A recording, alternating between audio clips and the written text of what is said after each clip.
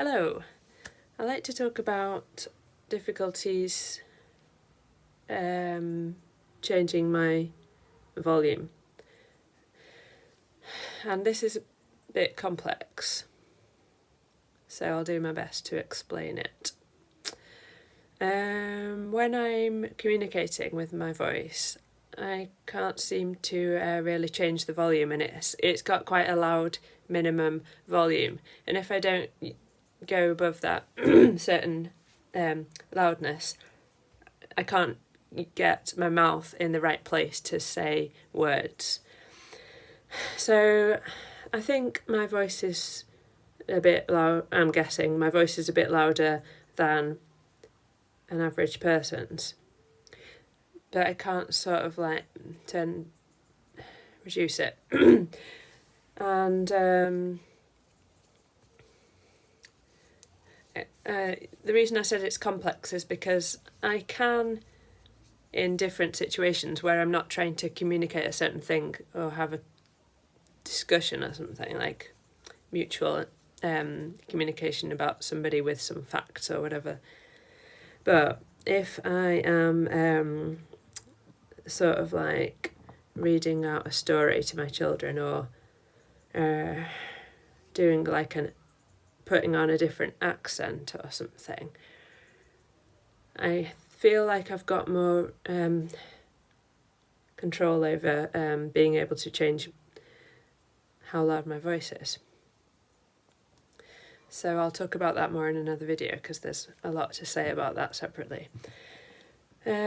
So to give an example, I've done a lot of jobs, and as dyspraxics we tend to be like really, really hardworking because we're quite I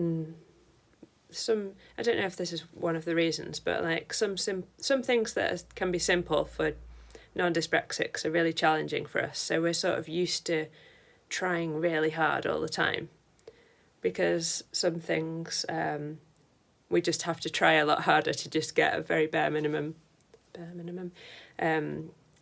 quality standard. So that applies to any task in my life. And when I worked in one role, I was working in telesales, and that might sound funny because I couldn't speak. Yeah, that's a bit funny. But like I've talked about before in some of my videos, if you've seen the one about when I was in France, it helps me a lot when I have set phrases, because I know what I'm supposed to say, and then there's like a specific outcome. I need to like get some certain information. Yeah. And I've been told I'm going to have to do that thing at 9 o'clock, then I'm going to do it. So it's really funny, really, because I'm anxious about phone calls. So I would struggle to say, ring the doctor or ring the swimming pool to ask what time they open, or some kind of like phone calls that you need to do in your life. I don't do them. I avoid it because I find it really hard and anxiety provoking. But when I was in the telesales job, yes, I definitely still had the anxiety, but it was literally like the only thing that I had to do.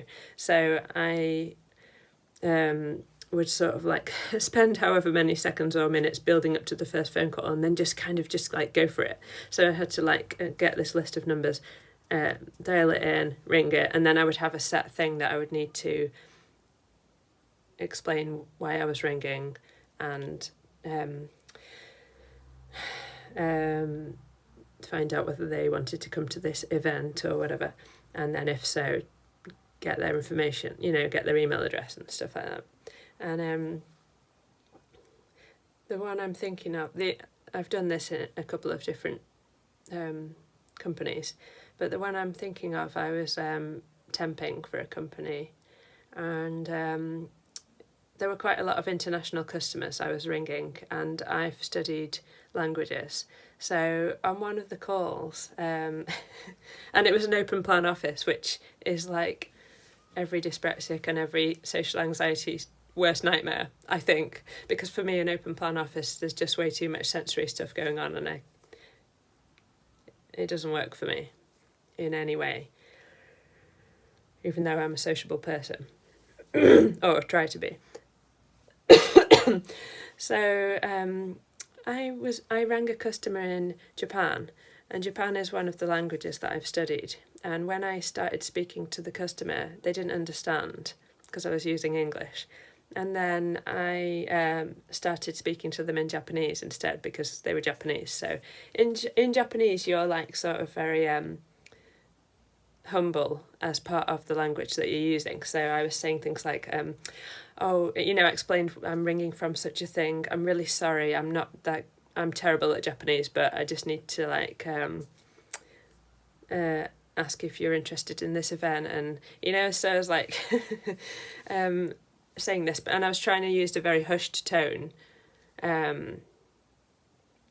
So as not to disturb other people and not to draw attention to myself, and then finish the phone call and then put the phone down. And then I put the phone down, but it was just like everything had gone silent all around me. I think I might have actually been quite loud when I was trying to use this hushed tone in a different language all of a sudden, and then everybody was, and then I just sort of like slowly looked around, and everybody, it felt like in the near surrounding, just staring at me with their mouth open.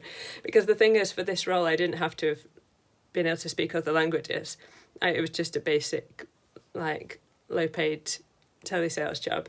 But because I know some of the languages, I was just like using them here and there because it might as well, because it helps to do the job better. And then the girl who was sitting right opposite me, she like peeked around her computer like this, and then she was like, and then she said in Japanese, "Oh, I didn't know you spoke Japanese." It was really nice. Then we became friends after that point. So yeah. It's just a little story about how sometimes I could try so hard to not attract attention to myself in the way that I'm talking, but somehow I think I just can't turn the volume down, and it's it's like I'm on a Tannoy. So that's that for today. Thank you.